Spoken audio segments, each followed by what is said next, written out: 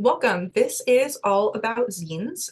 This is part of the 2024 IRW Presents online workshop series that was inspired by the 2023 Dear Teacher Conference. And if you have ever been on an IRW Presents workshop, you'll recognize me. I'm Kelsey Buckley, and I usually get to host this series and bring in wonderful presenters. But today I get to present, which is really exciting for me. And I thought I'd give you a little bit of an introduction to me, kind of behind the scenes, and why I'm so interested in zines and presenting on this topic. So, a little bit about me to take it all the way back. I have always been a huge book lover and a lover of words and writing. I've always kept a journal full of like doodles and collages and stickers and things like that. I actually dug through my collection of those journals just for you guys with pictures of some real kind of embarrassing teenage diaries here. Um, and that love of writing led me to pursue a degree in creative writing at the University of Maine Farmington. And while I was there, I was introduced to the concept of literary magazines and zines because they had one of each on campus. I was really excited about that, really wanted to work at both of them, and I did. And eventually it became to editing both of being the editor of both of those publications. And I just loved putting together all of the stories, all of the writing with art from different artists. I loved distributing it across campus. So in my senior year, I applied for a Wilson Research Scholarship Award. It was like a really long title, and that basically allowed you as a senior to do a year-long investigation into a topic in the humanities. And I really wanted to talk about zines and bookmaking. I loved that. I loved it so much that when I went to graduate school to study English literature, I actually owned and edited a literary magazine for a time. I love that too. But then when I left graduate school, I kind of took all of these zine making skills and put them on a shelf for a little while until I landed here at Island Readers and Writers. I've been the director of communications and engagement here for almost 2.5 years. And I was reunited with zines and reunited with my love for zines when we had a program with author and illustrator Jamie Hogan. She has a wonderful picture book called Skywatcher. And there's a character in that book that's inspired to make a zine that she has made in real life that you can print as an extracurricular material. And I'll show that a little bit later. And we started using zines in some programs. I loved this. I loved being reunited with zines and started thinking about ways we could use them in different programming and use zines with kids. So if you're here and you're still like, wait, what the heck is a zine though? Let's get into that now. So a zine, it is pronounced zine and not zine, is short for magazine or sometimes like a fanzine. And really all zine is any self-published work that is in a booklet form, usually a small-ish booklet. And zines have a small distribution. So I think the official definition is less than 1,000 copies in circulation. Anything kind of bigger than that is, maybe something that's getting picked up in the traditional publishing world, or maybe it's kind of evolving into a chapbook, right? But the idea behind them is that they're not professional. They are handmade and they're homemade. They're really, unique to the zinester, the person who made them. And even though I've just kind of given you my zinester credentials, you actually need zero credentials of any kind to make a zine. Really like they're intended not to be professional. And in terms of content, the content is so limitless. It's so individual to the person making it. A zine can be about anything, and there's really no story that's too small, whether that's a personal story or a tool for teaching someone something or a zine about advocacy on a certain topic. Really, like the sky is the limit. Traditionally, zines have been a mode for marginalized voices that can't kind of access the mainstream. And so that means that they're really tied in with American history and especially American pop culture. So I thought I would take us through a very short crash course in zine history. There is so much more we could dig into, but just to talk a little bit about their origins. The idea that someone would write down their ideas and distribute it is obviously, nothing new. But in the 1920s, during the Harlem Renaissance, people began having this huge resurgence of culture with literature, photography, music, politics. And so these Black literary magazines that were self-published really took off because these were people who didn't have access to traditional modes of publishing and were excluded from that, but were able to create these beautiful literary magazines and circulate them and circulate their ideas in their communities. And in the 1930s, science fiction writers kind of looked to this similar solution when they went to have their work published and they were told, this is too pulpy, no one's going to buy your book. No one's interested in science fiction, which we now know is like totally silly. But they thought, let's go straight directly to our readers with our self-published work. And that's how it started to become popular. Then in the late 60s, Star Trek comes on the scene and creates one of like the first fandoms, people who are just totally crazy about it. Now we would call that, you know, kind of the rise of like geek culture, which is now just pop culture. So content that was drawn or written just for people who are fans of a certain thing, that's where the fanzine comes from. And this also really became popular when photocopiers became much more accessible, and then home computers and home printers and the laserjet printer. And that is what allows zines to totally take off in the music scene. So rock and roll, the punk subculture, riot girl bands in the 90s, fanzines for music became really, really popular in the second half of the 20th century.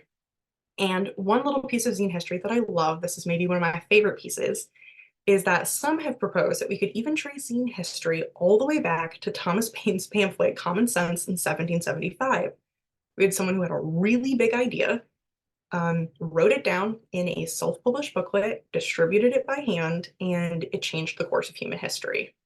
So just proving that zines may be low budget, but they are really high impact. Very, very cool. So I want to get into how to construct your own zine.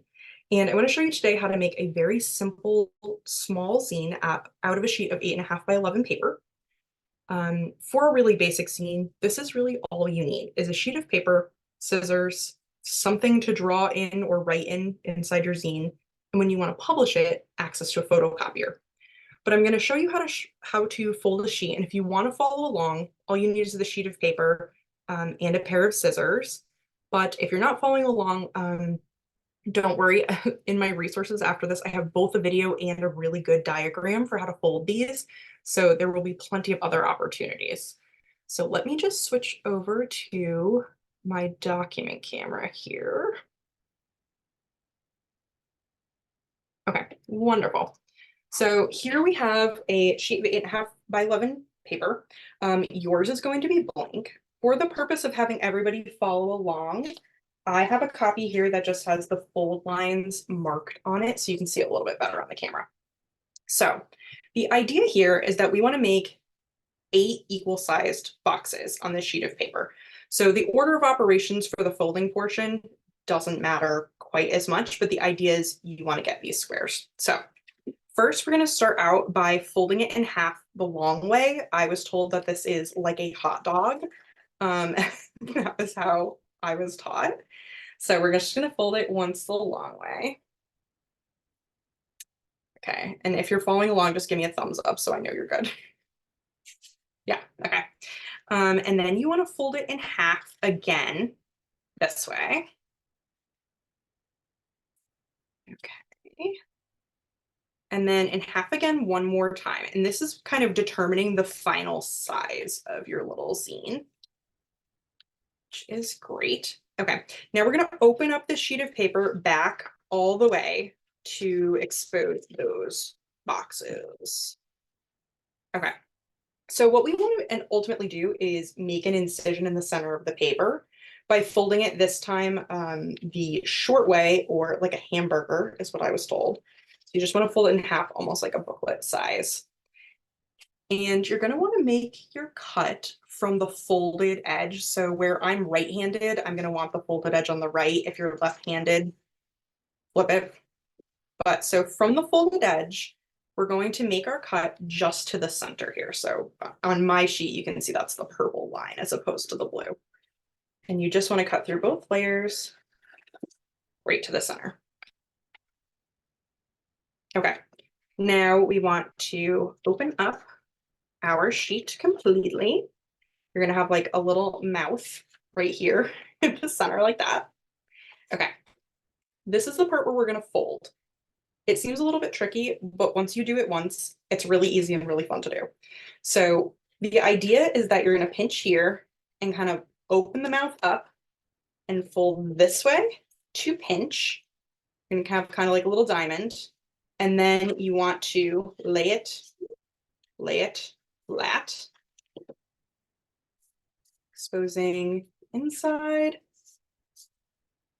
And then when you're ready, you're just going to fold it in half again. Mine's a little wonky, guys. But the idea behind this is that, you know, they're homemade. They don't have to be perfect. You can always go back and like adjust your creases. So basically what you'll have at the end is you'll have a front cover, a back cover, and 6 little individual pages where you'll be able to work on them either as a spread, or if you want to, if you feel like you need a little bit more elbow room, you can always open this up and work on your zine design flat. And one thing that I've created that's really helpful, and I'm going to provide this in my resource section too, is we have a little printable on IRW's website here. Let me see if I can zero in for you guys. This is a little printable that shows you the lines for folding, the line for cutting, and it indicates the front cover, the back cover, and then the order of the pages. So if you want to work on it flat, this is a great template to print, especially for kids, because you can work on it big and flat and still make sure all your pages come out in the order the way that you want them. So I thought I would show you a little zine once it's sort of decorated, what that might look like. I created this little demo zine called Tully. This is about my cat and how I adopted a one-eared street cat. It's just a little silly zine here. This was done on a little bit of a heavier art paper, so it's just a tiny bit bigger than the zine that we just created. But I shrunk it down when I photocopied it. So just so you can kind of take a look through here, I've got, you know, some like kind of collaged elements. That's his, you know, he only has one ear, poor guy. I've got some text in here. I added some washi tape, which is really kind of fun and adds some cool textures. Some more washi tape here. And then I'll show you what it looks like when it's completely unfolded. I'm gonna mess with it a little bit. Okay. This is what it looks like unfolded. So again, you can work on it around if you want. And then in order for me to replicate this, which is basically how you publish a zine, if you want to replicate it to give to, you know, friends or send in the mail, you're basically going to take this, place it face down on your photocopier. And when it comes out, it will look something like this. So there it is in replica. And I wanted to show you guys that one of the fun elements here is when you collage things or kind of add different materials, they add like some really cool texture here, you know, when you photocopy it. And what you want to do is basically just, you would fold this exactly the way you did with your original copy. And it will come out to be a little replica version, just like so. Very cool. You can also photocopy these. Let me see if I have a copy here as well, depending on your print budget, you know, work with what you have. You can also do it in black and white as well, which is kind of cool. And it gives it just a different look. But again, you know, some of that texture is really preserved. So let me switch you guys back to screen sharing. One second. Okay, awesome. So let's talk a little bit about design in the interior. I just showed you the interior of my little zine about my cat. So inside you can draw, you can write, pen, pencil, marker, pastel paint. The possibilities are limitless. One thing I do recommend is that if you're doing fine pencil lines and when you plan to photocopy it, you might consider going over those in a marker to make sure that they show up when it's replicated. But you can also collage the interior of your zine with words and photos. That's like a very common or traditional, as untraditional zines are, mode. And I think that's great because it can be really accessible if you are a little nervous about your artistic skills. can be really like a fun way to express yourself without, kind of worrying, maybe about your drawing skills. That's why mine is filled with pictures of my cat. Um, you can also be really creative with the materials that you use when you're doing collage. Like think about like tissue paper. I showed you guys the washi tape, but I've also seen people do buttons, even rhinestones that are flat, little bows, pieces of fabric. When you photocopy them, especially if you're going to plan to photocopy in black and white, instead of color, they can really add some cool texture and composition. So you can think about those things. Again, just a couple of tips on photocopying when you replicate your zine. You're just going to photocopy it, fold it just as you would, but you might have to play with the copier settings a little bit. And I would recommend that if you wanted to do zines with a group or a classroom, to maybe do a little demo version and mess with your photocopier settings a little bit before you photocopy everyone's. Some of mine I've scaled up or down, and remember, they don't have to be perfect. They're supposed to be handmade and, unique to you. And you can also always trim them with a paper cutter afterward if you want them to a certain size. So again, you can try photocopying in color and black and white, or if you're only doing black ink, but you still want to add some color, you can always color in afterward or use color copy paper. So any questions about photocopying or folding? Okay, I think we're good to keep going here. Okay, so the case for zines, my case for bringing zines into your classroom or your library or into your life in general. I think that they're a great tool to encourage writing in a form that's really compact. Like, I think they can be so much less intimidating and they can allow us to focus on individual words. There are definitely zines with lots of words and lots of pages, but the little booklet version that I just showed, I think is a great kind of accessible way to start kind of playing with words. I have one little zine here that I'll show a little bit later using the document camera, but I just wanted to mention it now. This is a little thank you note zine that we received from Jamie after the program that I referenced earlier, after she did a school visit with us. And in each page, she has this beautiful little vignette she's drawn of a moment from her trip and just a couple of words inside. And again, I'll show this to you guys bigger again, but I love this. This is like her host, fresh bread and warm welcome. And then from a school visit, she has strong spirits, smiling students, stardust embodied. So again, thinking about writing, thinking about words in kind of a compact but impactful way. The other thing I love about zines, and I kind of can't believe I'm saying it, is that you get to play with retro technology, like using a photocopier, snail mail, collage. It's really an opportunity, I think, to take a screen break, take a minute to kind of do something really like tactile and fun. It's great for working on motor skills, even as adults or older kids, sometimes we need to brush up on that a little bit. And this is an opportunity to do something that's really engaging, that doesn't feel, maybe too young, the way that maybe sometimes a craft could, depending.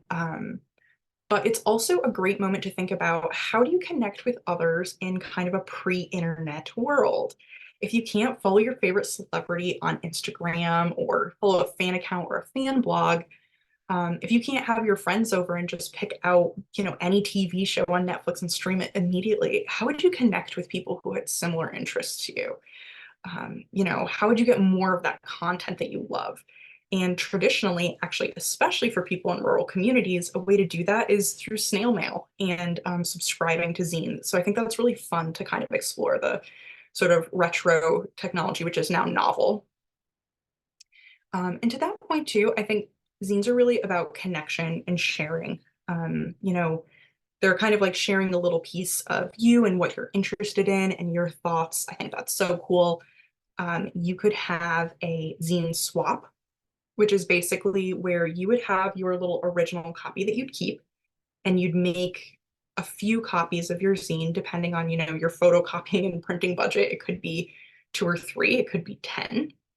And you basically go and talk to other people, in a class, between 2 classrooms, just your friends. other people you know, and you would swap your zines for others, kind of like sharing patches in Girl Scouts or Boy Scouts. I think that's a really fun idea. You can also establish a zine library, either in your classroom or your school library or somewhere in your community, where people can sort of check out zines, even if they don't, take them out of the space, to get to look through everyone's different examples. I think is great. And finally, zines are a wonderful tool for self-expression. When I think about zines, I think about this quotation from one of my all-time favorite movies, Harriet the Spy in 1996. I think about this all the time. Harriet's nanny says to her, "There is many ways to live as there are people in the world, and each one deserves a closer look." I love this, and I think it's totally the right sentiment when you read through personal zines. And to this point, I do want to show a very short segment from a video that is produced by the Tate Museum in the UK. There is a zine artist who is making zines with kids named Lou Williams. And I think this is just a wonderful clip and really inspiring. And I hope everyone else will enjoy it as well. So we'll watch just a little bit of this. Your zine, it's really important to think about maybe what's your life like right now, because in 100 years people pick up your zine and realize what it was like to be a young person in the 2020s. It's also really important that you share things authentically or things that are really special to you, because every single person's zine is going to be really different. Even if you're into the same stuff, they'll have your voice and your experiences in your zine. So my zine is all about the issues that are currently going on in the world. I did some on listening to kids, because adults are often controlling the world and kids have smart ideas as well. My title is Black Lives Matter. I was just talking about racism. People may not think it's still happening, it's still around. Why can't we all just be equal and just love each other? This page was about Marcus Rashford. He's Black and he started campaigns for children that were less fortunate. My zine is about self-love and celebrating yourself. My zine is supposed to be about me, just about loads of things I like and just like what I like to do. Everyone looks beautiful in their own way, so they shouldn't try to hide what they look like. They should be confident in how they look. The first page is about being yourself and doing what you want to do, and don't worrying about what other people think. I feel like it's just fun. They're like a mini universe, your own world that you create completely from scratch, and you don't have to ask for anyone's permission. You can just do it yourself. Okay. I love this clip. I love hearing the different kids' ideas for their zines, and just how special it is and individual it is. And in the resource section of this presentation that'll go out afterward, I do have the full video if you want to see it. It's really wonderful and I recommend it. So with so much freedom for self-expression, and because the content for zines is limitless, I know that it could potentially be really intimidating, like where to begin. So I have here 4 possible jumping off points for great types of zines that I think would be a wonderful place to start, and also 4 types of zines that I think could connect really well to books or to a curriculum. I think the first and maybe the most obvious one would be a fanzine. All about a favorite character, or maybe even a least favorite character. Maybe it's an anti-fanzine. Um, drawing on evidence from the book, and maybe even a little bit of fan fiction inspired by the book, drawing illustrations and doing some writing all around a character and treating it like a character study, I think would be a really fun one. A perzine, this is a phrase that's new to me that I actually learned from the video at the Tate. It's a personal zine. I knew that that existed, but I didn't know there was a name for it. That one time that I felt a certain way or had a certain experience, I think that this would be a great one. As we saw in the video, it could just be totally open-ended with anyone who's making a zine with kids. But if you wanted to connect it to a book, I think it would be wonderful to think about a character's experience and try to relate I know that in IRW's Explore More book guides, which is a guide of resources that we create for every book that we work with. I'll link everyone to that in the resources as well. You can find them on our website, but there's a great section in there of discussion questions, and it's called a Let's Talk section. And we often have really good questions about, what was one time that you experienced open-ended thing here, or what was a time, I think of back to the Maya Myers book, Not Little, which is about a character who is really tired of being called little because she has really, really big emotions. And it might be, what's one time that someone made you feel little? So that's also like a really fun moment of empathy and personal expression. Then we have the research category, which would be great for kind of like any type of STEM exploration.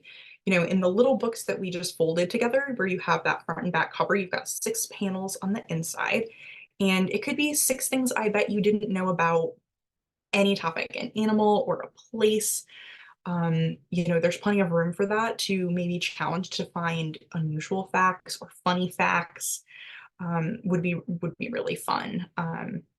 Could also be 6 steps to doing some kind of task that you want to teach someone else. I think would be a really fun writing project, because writing good directions and instructions is actually really, really hard, and would be fun to do in some drafts with a zine.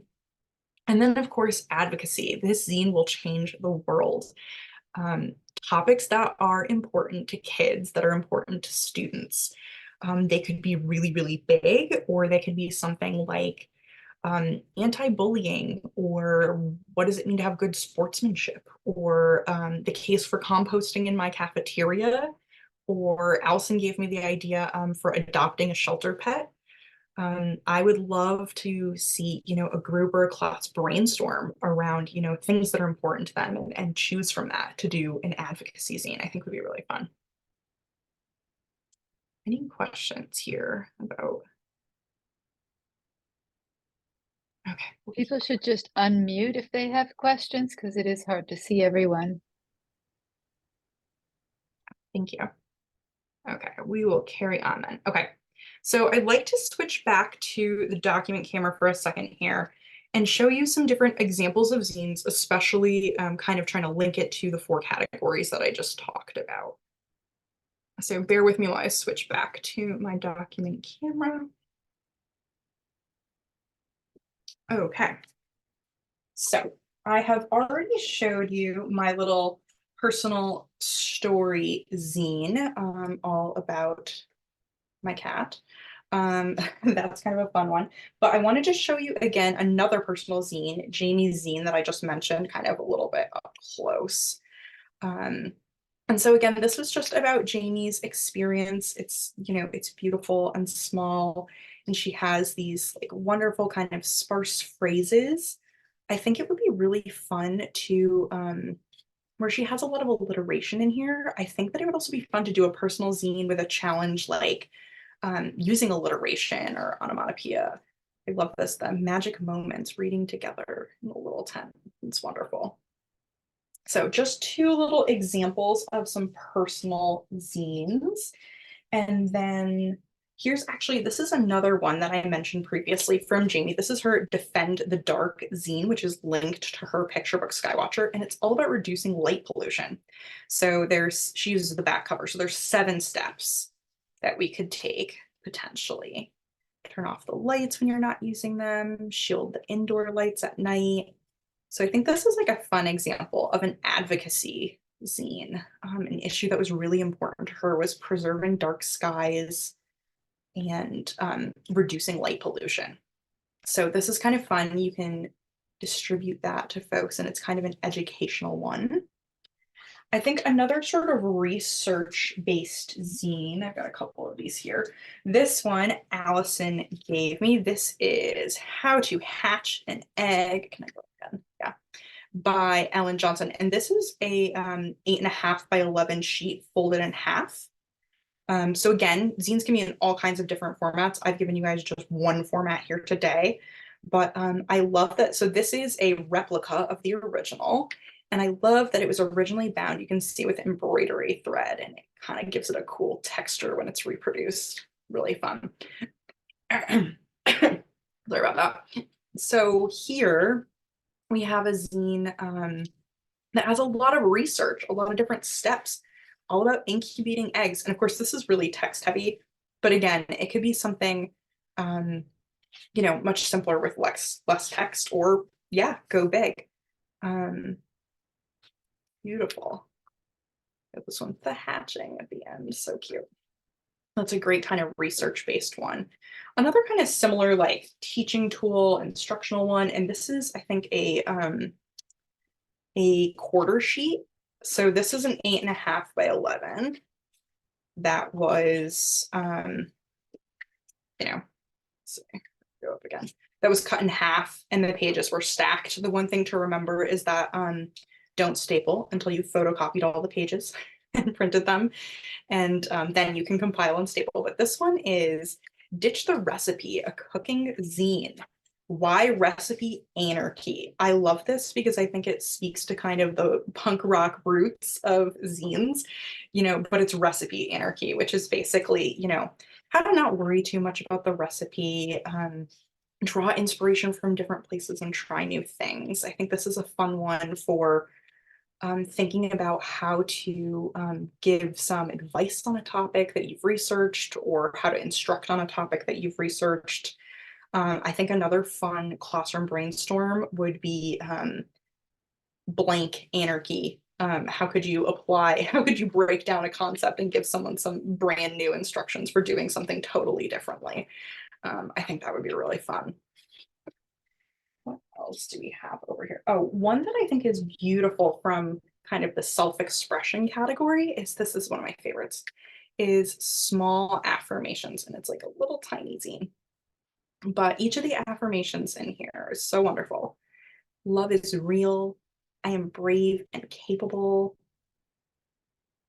There we go. I deserve rest. It's okay to be soft. Soft fruit, please be gentle. I let go of habits that no longer serve me. And my favorite, I am capable of growing.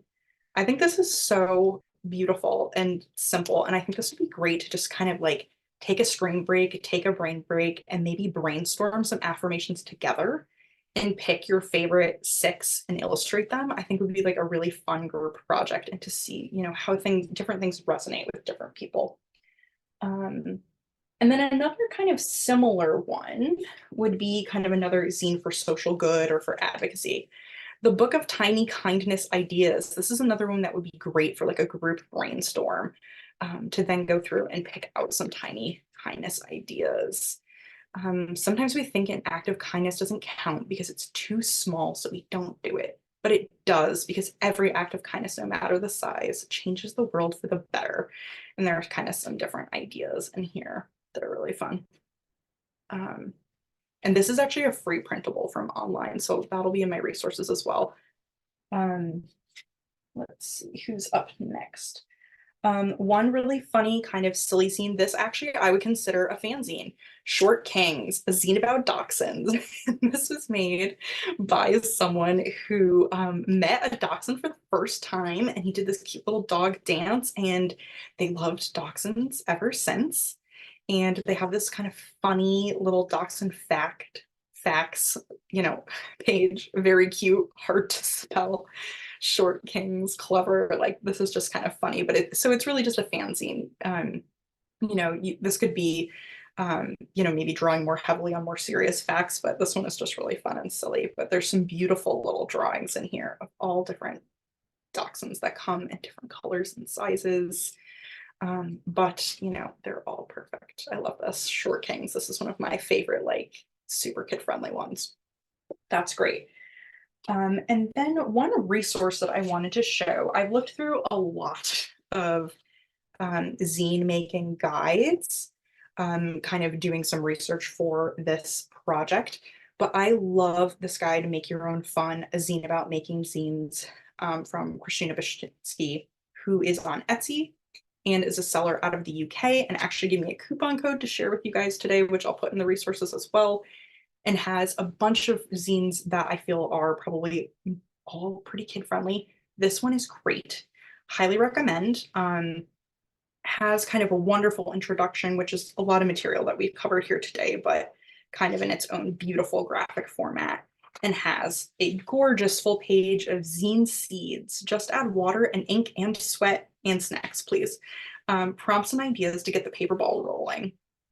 I love this. There's so many good ideas in here. And then one thing is when you're ready to kind of level up your zine paper folding from the little tiny format that we did here today, there are lots of good ideas in here for kind of different styles. So we did the fold up today, but there's other ways to, you know, fold your sheet of paper into those 8 tiny squares and then cut them apart and bind them together like a little deck of cards. That would be really cool. Or do your paper in thirds and then kind of zigzag fold them. What else is in here? There's some really kind of cool stuff. How to make little dust jackets, or make like little mini books with lots of little folios. That's all the little individual pages. Really fun. So this is a great resource that I'll put in my section after this. And then of course also different ways to stitch books together, where our little book just folds. And I think I showed one both with thread and with staples, but there's lots of different methods. So this is just a book that I really love and I highly recommend. So let's see, I'm going to switch you guys back again.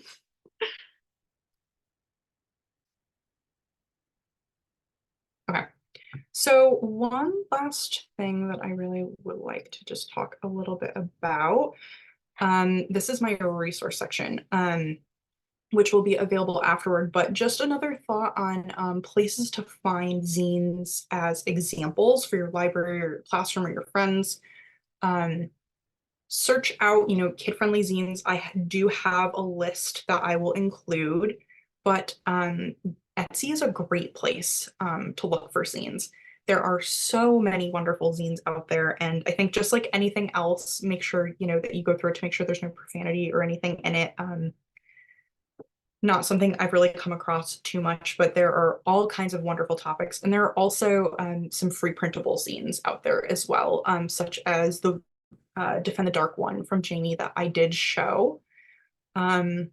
Also in the resource section, so we have the Make Your Own Fun zine, the template that I showed, Jamie's zines. I'll also point out that the Lewiston Public Library right here in Maine has its own zine library. So if you're interested in that, get in touch with their librarian, who I'm sure would be happy to answer questions. And then also I'll link everyone to that Make a Zine video from the Tate Museum, which I thought was so wonderful. So I will stop my share and ask, let's see, any questions or thoughts to share or things that came up? Anything I can talk more about? I'll just say that I think it's great. This is awesome. I'm so inspired. I was already kind of thinking about, because actually I'm just an ed tech and I run the library at our school too. But I'm going to get like my degree, my complete certification. So I've already been thinking about, I had an idea that I just think like getting kids to do authentic writing is where they're going to want to write their best, right? And how could you use that in the classroom? And maybe like with the report cards, you could send something out like a newsletter or a zine, especially if you were doing like creative writing. And I've thought about that. And then I saw this and I was like, oh, that sounds great. I want to go and like listen. And I love this size. And I'm like excited to show. I have a daughter in 5th grade and I'm like, if this is recorded and I can get to replay, I'm like making Kylie watch it because she'll love it. She'll think it's great. I think it's awesome.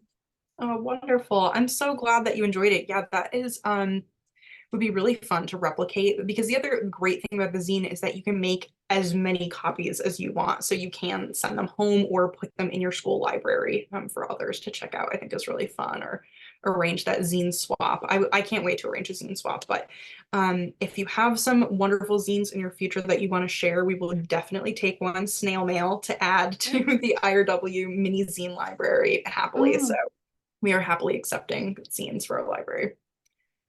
Thank you for coming. Yes, thank you. Yes. I did a zine I shared with Kelsey, you know, after learning about making these and having a little fun with them. So I went on vacation with my husband down to Costa Rica. And so I did a little like diary of our week that we were there. So when we got there, there was a Christmas parade, and we went to the beach. And on one of our adventures, there was a road in the middle of the tree, a tree in the middle of the road. I mean, we went and saw a sloth, and I like watching birds, so I saw a bird I'd never seen before, and another bird and another beach. And then our neighbor next door has this really cute dog. And so it's kind of a fun way. It's like a zine diary, right? To document your adventures. And I think with kids, you could say, what did you do on your vacation? Fill out this little, 6-page zine that tells us what you did. And of course, incorporating art along with the writing is always helpful to get those creative juices flowing. Wonderful. Yeah, I love that. Yeah. Do you have a question down here? Is it okay to not have a lot of words? Definitely. Yeah, your zine can be anything. And actually, there's such a thing that's just an art zine that's just showcasing all of your art, whether that's drawing or painting or collage art. You could have a zine with no words at all. It's really up to you. She's been working on one the whole time. I love that. I hope that maybe a copy will find its way to us if she decides that she wants to share it. We would love to have one in the IRW zine library that we've been slowly building over here. Kelsey, I don't mean to put you on the spot with this, but this came up with us in our conversation earlier with Ellen, who's my daughter, who did the one about hatching an egg, and she has another one about turning 25. But we kind of thought that seemed more like a chapbook, and I wonder if you know the difference between a zine and a chapbook. So I think there's probably a page count, right? I believe chapbooks are sort of like a step down from a novella or and I don't mean a step down in a derogatory way, I mean in a page count way.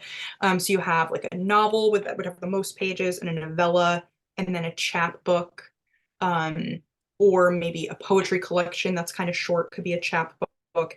And in the publishing world, chapbooks tend to be smaller publications, but they would be official publications if they go through a publishing house. So technically they're not a zine anymore if they go that route, where, maybe you're bringing on a new author and kind of testing the waters, and then maybe they end up writing like a full-length book or a collection. So I would say page length probably weighs in. If it's handmade and homemade, though, I think it probably qualifies as a zine. I mean, I think probably hitting, I don't know how many pages, maybe more than 12 pages might not make it a zine anymore. I would have to dig into that a little bit, but I think it's probably page count and how official is it. And if you distribute more than 1,000 copies, then it's kind of more of a chapbook once you hit that 1,000 copy mark.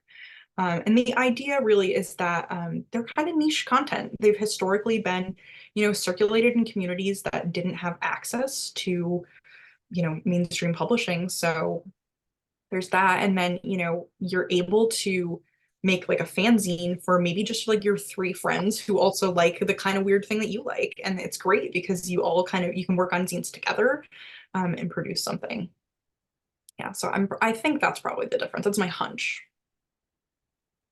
Cool, thanks. Wonderful.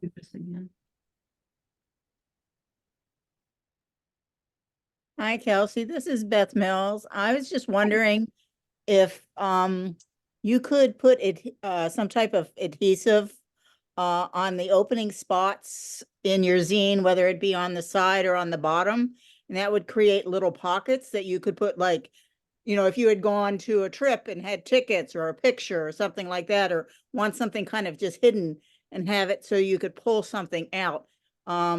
The only problem is once you've done the adhesive, you might not be able to take it apart to photocopy. I'd probably have to try and think of a way that you could adhere the pages, open spots together, so that, you would then be able to open it back up and photocopy it. It'd be a nice little hidden pockets for you for things. So yeah, I love that idea. I wonder if you could maybe photocopy like the zine proper, like the pages, and then maybe photocopy the pieces that you want to put in the pockets and cut them out and put them into the pockets of your photocopied versions, like I'm thinking like a concert ticket or something like that. If you photocopied that on a page and kind of replicated it, and you could sort of cut them out and have little paper facsimile copies, would be really cool. But I love that idea of incorporating things. And even if they're just sort of poking out of the pockets, maybe, people who get the copy of your zine don't get to see the whole thing, but it kind of hints at, what was in the original. I think that's a great idea. It's really fun.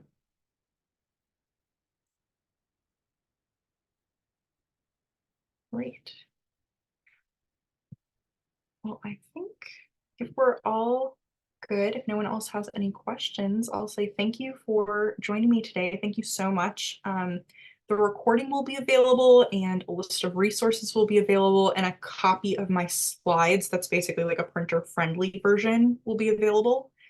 And that also does include, I think I mentioned earlier, both a diagram instruction for how to fold the little books, as well as a video that shows how to fold the little books, so that you can pass that knowledge on, make zines, and if you do, I would love a copy. So thank you all for being here. Thank you. Thank you.